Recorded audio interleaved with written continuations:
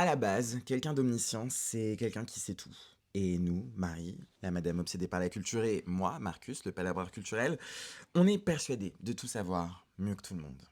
À travers un ping-pong de références aussi bien pop qu'artistique, on redéfinit la culture. Alors branchez-vous toutes les 2 semaines pour écouter vos deux saltimbanques préférés. Who are you referring to? Tout le monde m'appelle LOL.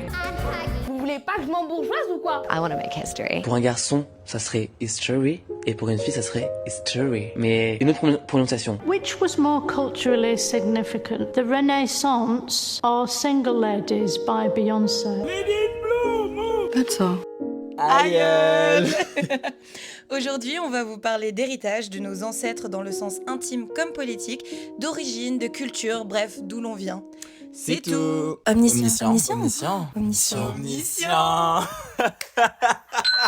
Bonjour. Hi. Hi. Here we are again. Hello tout le monde. Il est temps de définir un nouveau mot. Ce mot est aïeul. Et selon notre cher Robert, cela signifie le grand-père, la grand-mère, bref, toutes les personnes desquelles on descend. Et pour le Marcus, qu'est-ce que ça signifie ? Aïeul, déjà je tiens à dire que c'est un mot que je trouve hilarant. Aïeul, aïeux au global. Quand j'ai été introduit à ce mot, j'étais en mode c'est génial en fait. Let's just use that word forever.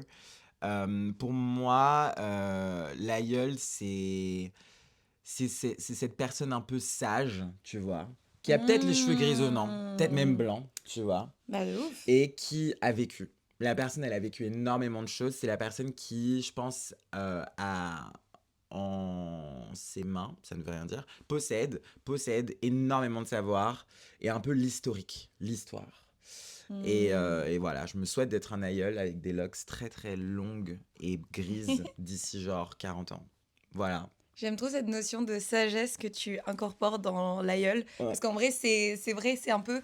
Moi, j'ai l'image de cette personne, que ce soit homme ou femme, vers qui, genre, les enfants vont pour qu'il leur raconte les histoires de la famille. Donc, pour moi, en fait, l'aïeul, c'est ça, c'est le porteur d'histoire ou la porteuse d'histoire. C'est cette personne qui encapsule les générations d'avant. Et donc, du coup, par cette personne qui est en vie, donc forcément, l'aïeul n'est pas forcément en vie, mais ce que je veux dire, c'est cette personne la plus ancienne de la famille qui encapsule les histoires des générations précédentes et qui a comme objectif, avant de clamser, de transmettre cette espèce de transmission autant de l'histoire personnelle, intime que du coup plus large. Puisque aïeul, en fait, moi je range dans cette catégorie, tu as l'aspect familial, mais tu as aussi l'aspect, on va dire, identitaire, plus large, auquel je pense forcément. Ouais, c'est une super bonne Pas mal, non ? définition. Pour une fois que le Robert nous a pas volé tout notre jus, De finalement. ouf. Voilà, je pense que le Robs, tu pourrais nous créditer maintenant. Je pense qu'on a bien participé à ça. Non, ouais, comme tu disais, quoi, il y a cette notion de transmission, de quelqu'un qui possède un peu la culture aussi, quoi, d'une certaine façon. Donc, je pense qu'on peut parler un peu d'identité aussi. Il y a une notion d'identité de ouf dans le fait d'être un aïeul ou autour des aïeux, quoi. Non, c'est clair que la raison aussi pour laquelle on a voulu faire ce mot précisément, c'est pour parler un peu de cette intersection entre l'identité personnelle et ce qu'elle a de rapport avec le plus grand. Donc, si nous, on commence avec notre petite échelle de qui nous sommes et d'où nous venons, en fait, c'est clair que moi... mes aïeux sont très différents dans le sens où, étant issus d'un super métissage, j'ai vraiment comme si j'avais deux, non seulement identités, mais qui ne font pas, enfin, qui aussi créent une troisième identité, parce qu'en fait, je suis pas à moitié cette identité, à moitié l'autre, je le suis, mais de facto, le vivre tous les jours, c'est pas je rentre dans les deux cases, c'est que je rentre dans aucune case. Donc, j'arrête le spoil. Vous allez enfin savoir quand vous allez me dire « T'es d'où ? C'est quoi ton origine ?» Mais Je vais tu vous viens le dire d'où ? là, maintenant. Mon père est français, est né en Bretagne et d'une famille quand même assez upper middle class because they teach at university. Donc, upper middle class, donc globalement une classe un peu bourgeoise française. Et ma mère, elle, vient d'un autre continent, puisqu'elle est camerounaise et elle a émigré ou immigré. Je sais que l'un, c'est le mouvement d'aller, l'autre de venir. Bon, bref, elle... Elle est immigrée, mais elle elle est- a émigré du Cameroun vers la France, je crois. Eh bien, en tout cas, c'est Bon, ça. peut-être c'est pas ça, mais je crois que c'est ça dans ma tête. Et donc, du coup, ma mère... Donc, je sais jamais, et je pense qu'on devrait regarder en live, si je suis du coup la première ou la deuxième génération. Est-ce que la première génération, c'est ma mère, ou la deuxième, c'est... Ou la première, Pour c'est moi, t'es moi, la parce que je première suis la première qui génération est qui est née née... en France. Voilà, donc je suis first generation. Et donc du coup, de ce métissage, c'est posé plein de questions parce que forcément, ils viennent d'univers très différents. Et moi, je trouve que ma mère est venue en France.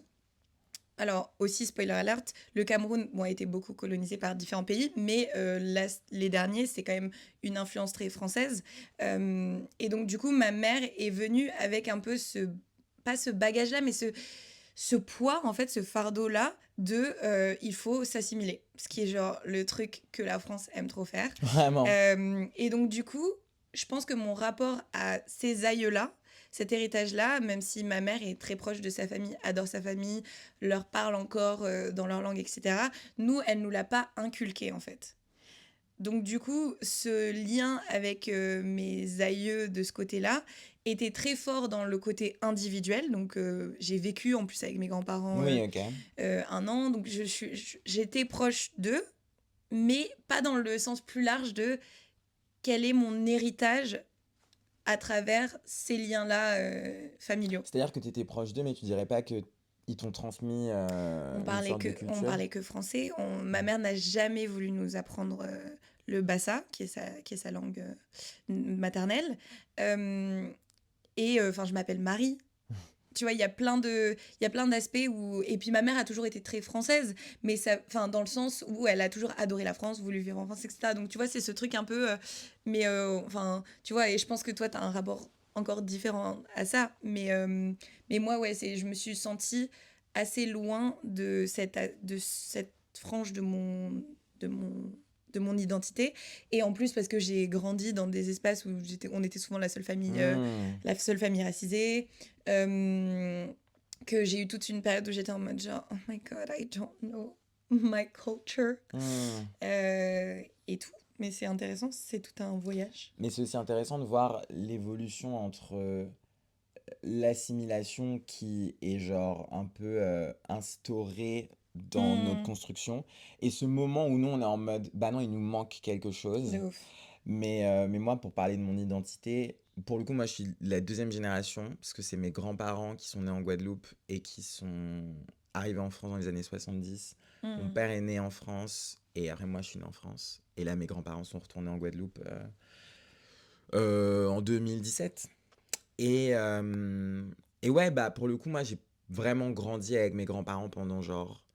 Enfin, j'ai eu une relation très privilégiée avec eux parce que j'étais le seul petit-fils pendant 11 ans et j'étais fils unique pendant 11 ans aussi. Donc j'ai tout fait avec eux, quoi. J'ai voyagé avec eux, j'ai fait toutes mes vacances avec eux. Genre, il y a vraiment... j'avais un lien très fort avec eux.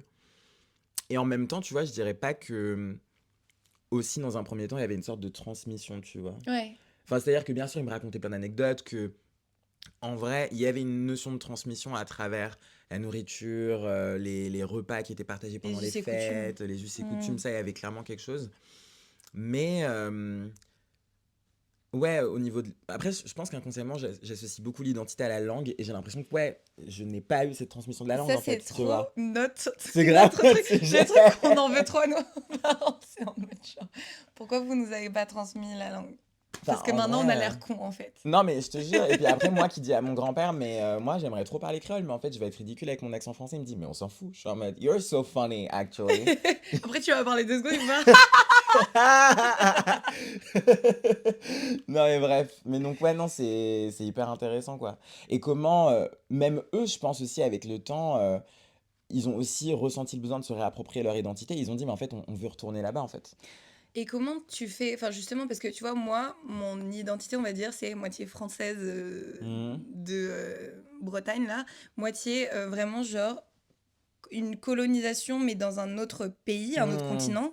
Alors que toi, quand même, tes racines, c'est plus les Antilles, c'est ce rapport pas encore plus, mais aussi très Ouais. ambigu avec, justement, parce que tu vois, tu dis, bah, mes grands-parents sont venus de Guadeloupe, Mhm. donc du coup, comment est-ce que tu navigues avec ce rapport encore plus complexe Mhm. avec l'identité française Ouais, ultramarine, entre guillemets. Ouais. Mais justement, je pense que c'est encore plus vicieux cette injonction à l'assimilation parce que bah, sur le papier, t'es français. Mhm. Donc, en fait, il n'y a pas de question d'assimilation. En fait, le mot, il existe quasiment pas, tu vois. Ouais. Il est tu parce qu'il y a cette idée de, bah non, en fait, le Graal, c'est vivre en hexagone, c'est là-bas que tu auras un futur, c'est là-bas que tu auras des opportunités professionnelles. Donc, en fait, dans tous les cas, tu vas y aller. Et, je reviens sur ce truc de la langue parce que je trouve que c'est un super bon exemple. Bah, à l'école, on parle français. Mhm. Et la génération de mes parents, par exemple, en Guadeloupe, c'est des gens à qui souvent on interdisait de parler créole, tu vois. C'est-à-dire que mes grands-parents ne parlaient pas créole à mes parents, à mon père, tu vois, par exemple. Ah. Parce qu'il y a cette idée de, bah, pourquoi faire, en fait, de toute façon, enfin, Oui, ça va pourquoi desservir faire, limite. tu vois. C'est ça, en fait, c'est presque te desservir. Mhm. Et donc, c'est plein de petites choses comme ça qui font que c'est d'autant plus particulier parce que il y a une culture créole, il y a une culture antillaise, il y a une culture guadeloupéenne, mais en même temps, il y a cette dynamique un peu patriotique, tu vois, Mhm. de dire, en fait, je suis guadeloupéen plus que français. Elle est hyper récente, je trouve. Enfin, il y a Ok. toujours eu des courants indépendantistes, etc. Évidemment, je veux pas dire que ça c'est né avec notre génération, mais moi, quand j'ai vécu en Guadeloupe quelques mois pour travailler là-bas, c'est en parlant aux jeunes que j'ai remarqué que les jeunes disaient, bah en fait, moi, je me sens guadeloupéen, je me sens pas français, tu vois. Mhm. Et ça, c'est aussi Ouais, nourri ça par c'est... des années aussi d'abandon de la part de l'Hexagone, Ah d'un point de vue de la bah, politique. pour le coup, ça c'est clair. Hein. Mais du coup, c'est intéressant parce que j'ai aussi la sensation de décoller d'une biculture, en fait, tu vois. Bah bien sûr. Euh, la culture hexagonale, où, bah, comme si j'étais métisse, quand tu reviens en Guadeloupe, tu peux être considéré comme un métro. Donc, les métros, c'est ceux qui sont métropolitains, tu vois. Donc, on va dire que tu es un métro, tu vois. Euh, et en même temps, bah, t'es rattaché beaucoup aux Antilles et à la Guadeloupe quand t'es en France, tu vois, en France Mhm. hexagonale. Mais donc c'est intéressant et ouais, c'est hyper particulier quoi. Notamment parce que même si t'as un aïeul qui te raconte un petit peu l'histoire et la transmission, enfin, et te transmet une sorte de culture, Mhm. euh, ça n'empêche que personne vit vraiment notre réalité, tu vois, dans notre famille. Donc c'est un peu particulier, Ouais. quoi. Parce qu'on est un peu, je trouve, les premiers parfois à expérimenter ce qu'on expérimente, de par les sphères dans lesquelles on gravite. Euh, Enfin, voilà. Ce qui peut être un poids, parce que moi je sais qu'il y a eu ce truc de, à partir du moment où j'ai eu le mouvement de, mais en fait j'ai envie de me connaître, de connaître Mmh, mes histoires, etc. Et bah je me suis forcément dirigée, moi j'ai eu un rapport quand même très académique à ça, c'est de me diriger vers des textes, de la culture forcément, tout pour pareil.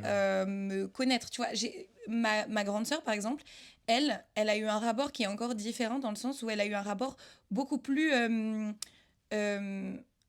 enfin, je sais pas si c'est direct, mais elle est allée direct. Bah, en fait, je vais rencontrer des gens qui sont aussi de culture africaine, hein, plus Mmh, largement que juste camerounaise.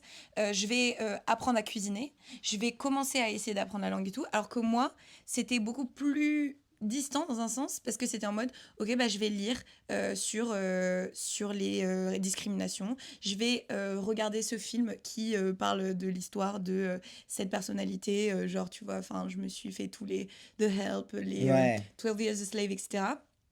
pour rentrer là-dedans. Et ce qui me fait dire que, quand même, notre rapport, quand on essaie d'aller là-dedans, va tout de suite se tourner vers the US of A. Non, mais. Et vous voyez, là, si on parle en franglais, vous croyez que c'est à cause de quoi? Voilà, en fait. Tu vois, et c'est ce truc de, en fait, on est, comme on vient de le dire, dans le sens individuel, notre identité très différente. En plus, on a plein de messages et tout. Mais le truc qui nous réunit et qui nous donne un peu ce truc, un aïeul spirituel, c'est quand même ce rapport avec, bah, en fait, la première fois qu'on voit des gens qui peuvent nous ressembler un peu, c'est outre-Atlantique. Et en fait, c'est cette idée de... alors qu'on l'a, en soi, on l'a aussi chez nous, tu vois, le mouvement de la négritude, Bien sûr. c'est quand même très fort, mais dans le soft power américain, ce qui nous montre, c'est que en fait, on peut être noir et être fier, et on peut... Et ça tu peut vois. être fun, et ça peut être cool. Et oui, Et il y a l'imaginaire. une culture en fait, et il puisque y a une eux culture. là-bas, enfin parlons-en, c'est quand même des gens qui sont issus de l'esclavage, donc qui est issu aussi de nous, Nos racines. nos Ouais. racines à Mhm. nous.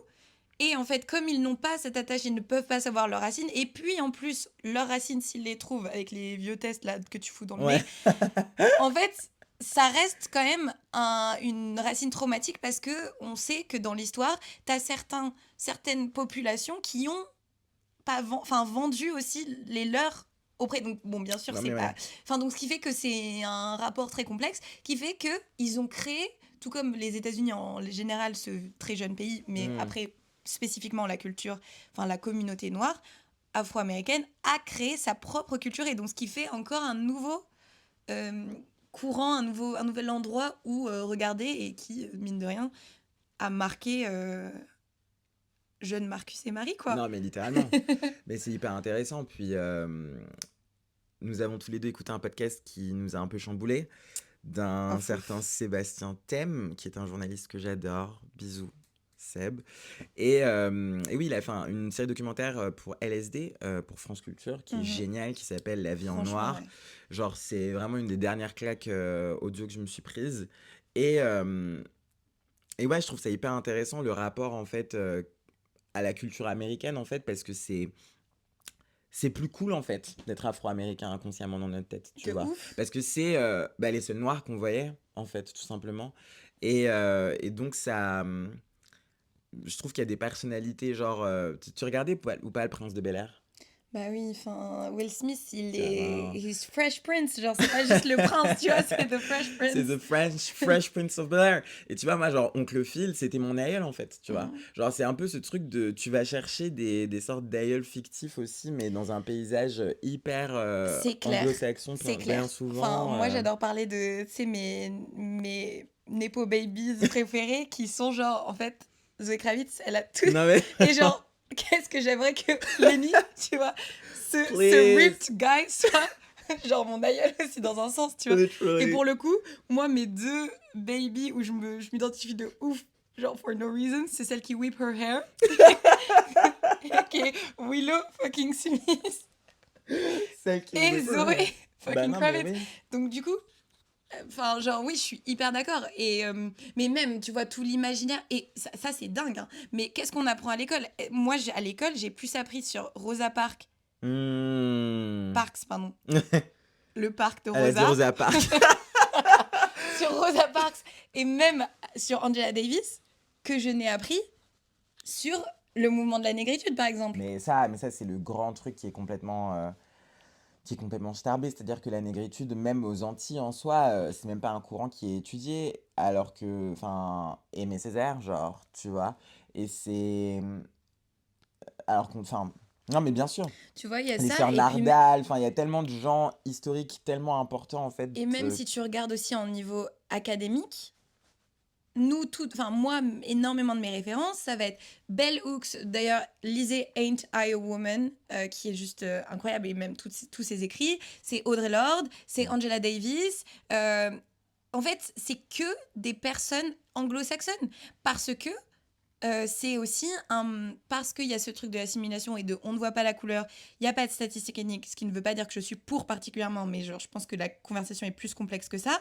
Mais en fait, il y a un énorme trou académique sur ces questions sociologiques qui est en train, bien sûr, ces dernières années, ces dernières décennies, d'être comblé. Ouais, mais du coup, on est obligé d'aller chercher. Mais en fait, ces on va besoins chercher académiques aux États-Unis. autre part, Mm. où en plus, il n'y a pas la spécificité qui est la nôtre, de la manière forcément anglo-saxon, donc ça peut être autant l'Angleterre que les États-Unis, mais c'est pas mais C'est du pas coup, la France. et quand on parle avec des gens justement de ces questions-là et que tu cites ces personnes-là, pourquoi tu cites ces personnes-là en fait? Parce que c'est pas sur nos territoires, donc du coup ça n'a rien à voir avec nous. Ça, c'est une conversation que j'ai eue énormément en 2021, Ah bah. 2020-2021, où effectivement en fait le Les mouvement gens de Black postaient Lives Matter, les gens postaient les carrés noirs sur Instagram. bah ouais. Mais c'est à ce moment-là mm. où du coup il y a eu une conversation obligatoire, et il y a eu énormément de reading list, etc. Et je me rappelle qu'il y a des gens qui sont insurgés sur la reading list parce que c'était que anglo-saxon. Comme si c'était ça le problème. Et le problème était pas genre...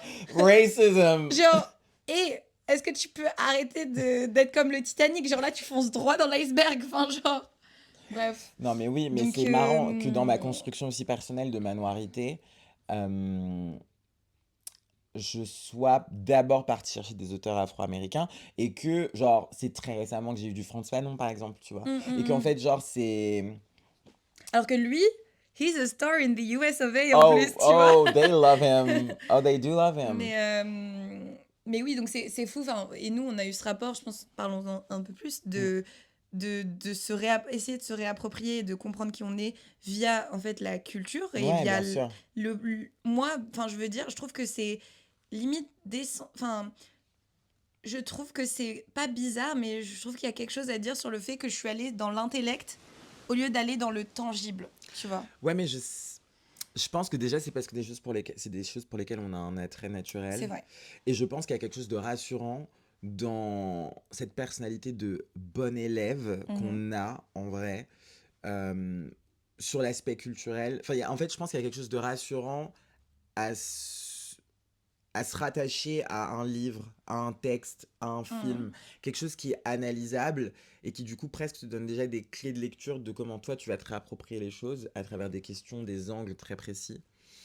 Je sais pas, je pense qu'il y a un truc un peu rassurant et puis c'est peut-être ce vers quoi notre cœur tend en fait, tu vois. Ouais. Genre moi je sais que quand j'ai vécu en Guadeloupe, genre je me suis dit je veux voir tous les films qui ont été faits en Guadeloupe et sur la Guadeloupe, je veux lire plus d'auteurs guadeloupéens, j'écoutais déjà beaucoup de zouk mais je voulais écouter encore plus de zouk. Enfin en fait je pense que il y a quelque chose à travers, je voulais faire tous les musées qu'il y avait en Guadeloupe. Enfin, en fait il y a vraiment cette idée de j'ai besoin d'avoir comme une sorte de map culturelle. Ouais. Et je sais que pas c'est d'où ça oui, non, vient c'est en vrai. vrai, mais j'ai l'impression que c'est juste Ouais. parce que c'est instinctif en fait, que c'est comme ça qu'on a l'habitude de travailler sur plein de choses dans notre vie, quoi, à travailler un corpus, Ouais. tu vois.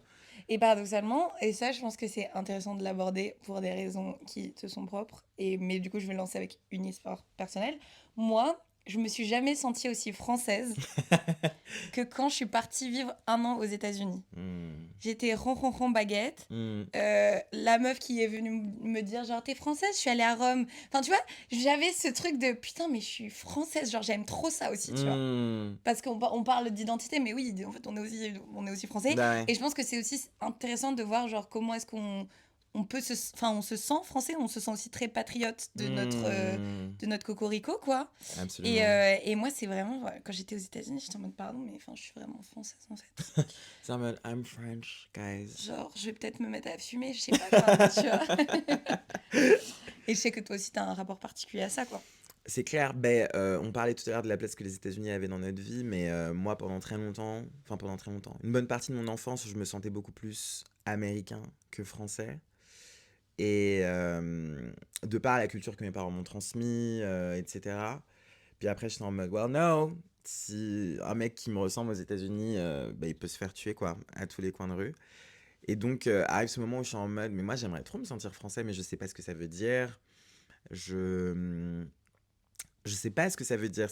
En fait, c'est ça qui est extrêmement bizarre. On est rempli d'antithèses parce que d'un côté, j'ai l'impression que toute l'éducation que j'ai eue, d'une certaine façon, a fait en sorte que je sois assimilé. Et en même temps, je peux pas dire que je me sentais extrêmement français de par ce qui se passait chez moi ou de par mon rapport au monde, en fait, au global. Et c'est à travers la culture, donc à travers les films, à travers la mode, à travers les livres, que j'ai pu établir une définition une définition qui est encore floue d'ailleurs, parce que je pense que j'ai pas de réponse précise, mais que j'ai pu faire une sorte de tambouille de c'est quoi être français pour moi, et elle me correspond. Et pour pas trop en dire, je suis en train de bosser sur un projet de docu sur ça, donc je vais pas trop en dire, mais... You heard it here first. You heard it here first, mais je parlais à mon producteur hier, et j'ai enfin pu mettre des mots. Je lui ai dit, je pense que tout ce que j'aime culturellement qui me fait penser à la France, c'est des choses qui sont liées à une sorte de multiculture. Parce que ma France à moi, elle est plurielle en fait. Et donc, quand j'aime Georges Moustaki, qui est un mec grec qui arrive en France dans les années 60 et qui a fait la musique de ma vie, qui est une musique de bossa nova faite par un mec brésilien, en fait, tu vois, j'aime comment la France a été une terre d'accueil pour énormément d'artistes, en fait. C'est clair, on oublie ça, mais Euh, en fait, Lolita ne serait pas, bon, même si j'aime pas trop ce livre, mais ne serait pas là. Tous les Irlandais, mes babes qui sont venus. Enfin, oui. Enfin, tu vois, moi, la France, pour moi, c'est Dalida, quoi. C'est une meuf italienne née au Caire qui est venue en J'ai France. failli Enfin, chanter, mais vas-y, tu chantes Non, laquelle? Attends, je suis inconsciemment, si on dit shy. Dalida, tu chantes laquelle? Viens, mais ne viens pas quand je serai Ok. seule. C'est ma chanson préférée. Ok, moi, la mienne, c'est. Moi, j'aurais fait caramel, bonbon Bonbons et et chocolat. J'entends, mais il y a... Ouais, mais bon. He La can go to France. hell. He's actually going to hell, though. He's in hell. Salut, Alain. Fais des bisous à Brigitte. Bordeaux. Mais on va pas clipper ça sur les réseaux parce que on clippera pas ça sur les réseaux, sinon on va encore me menacer de mort, donc bon.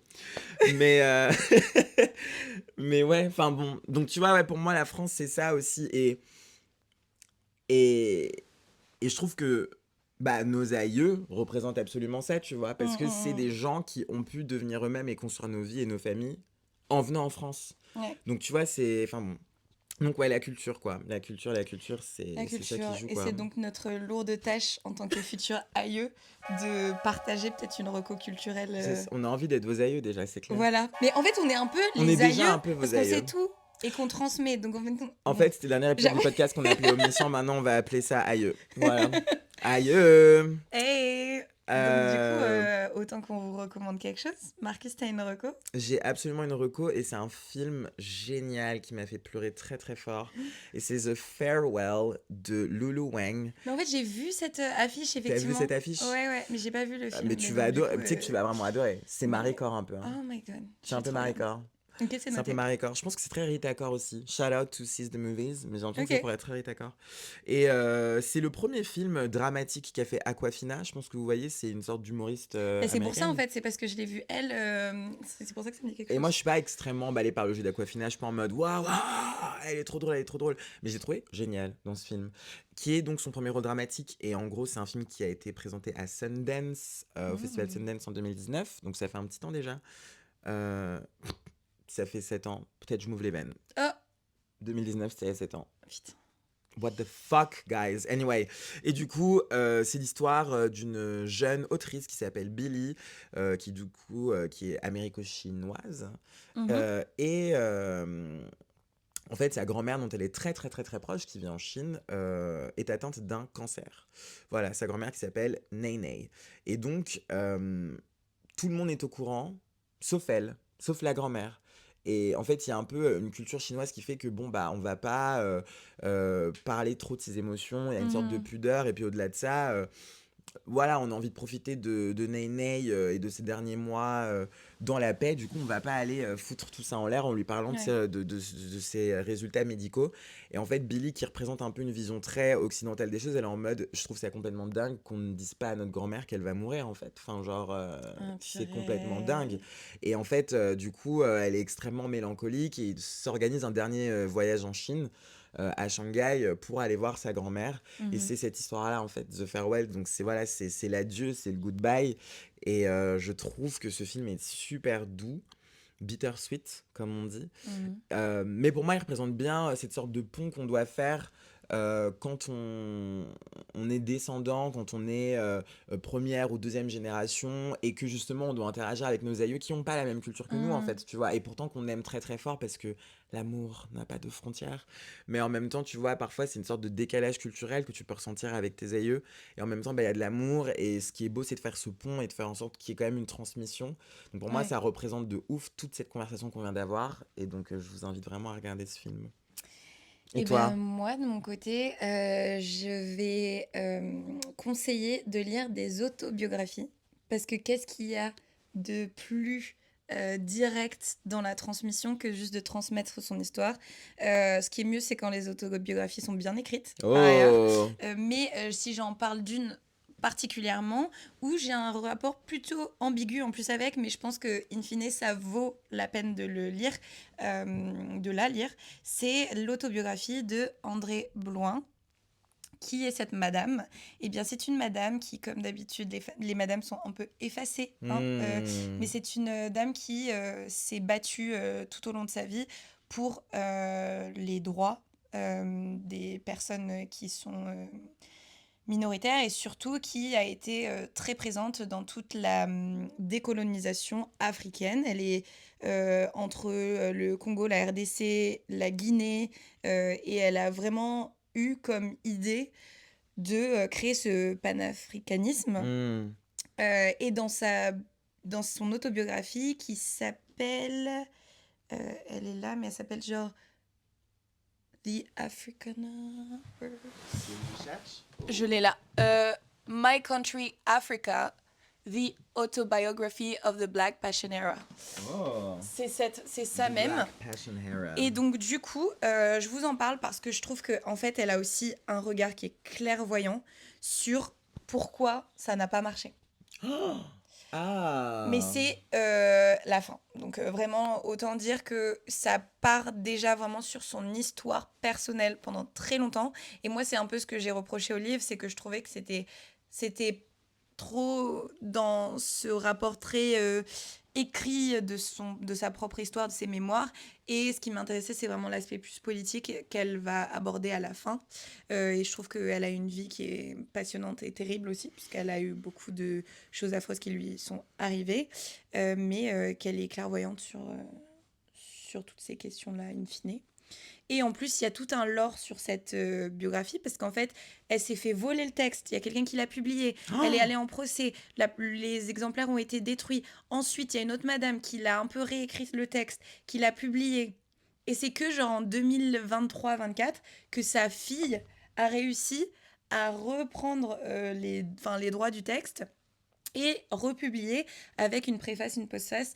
Et donc voilà, donc regardez bien, parce qu'il n'est pas disponible de manière hyper... partout. Non, bah, mais du coin, quoi. Mais regardez bien l'édition que vous avez, le plus elle est actuelle, le mieux. Voilà, donc personnalité passionnante finalement. Tout simplement. Bah écoute, j'ai hâte, moi je vais l'acheter, je pense, ou te l'emprunter, parce que peut-être qu'on mérite. Tu mérites. Voilà. Mes amis, vous avez été avec nous pendant une 40aine de minutes, à peu près, je pense. Et maintenant, vous aussi, vous savez tout.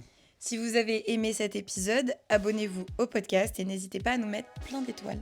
Vous pouvez aussi nous retrouver sur Instagram, TikTok et YouTube, sur Podcast Omniscient. Comme vous pouvez le constater, on est très bavard. Donc n'hésitez pas à blablater avec nous de vos obsessions et hyperfixations culturelles finalement. On vous attend. Bisous. What is a legacy? It's planting seeds in the garden you never get to see. America, you great unfinished symphony, you sing for me. Yeah.